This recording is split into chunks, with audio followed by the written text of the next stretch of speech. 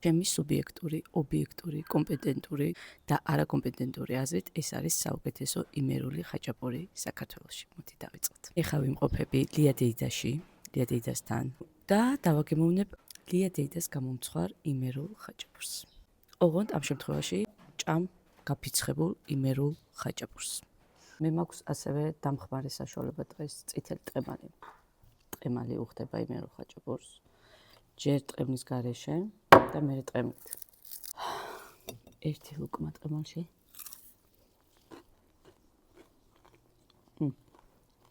ვისაც იმერული ხაჭაპური არ გიყვართ ბევრი ყველით, მაშინ ეს ხაჭაპური არ არის თქვენთვის, არ მოგეწონებათ.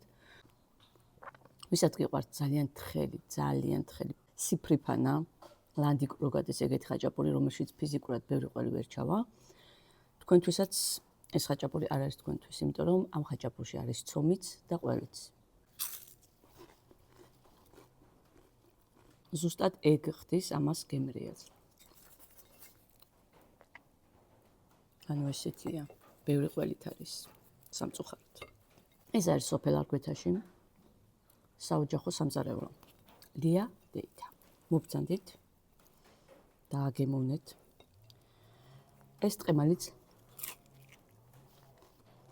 აკალოვია. მოკლედ, მე დაგემშვიდობებით, ნახვამდის.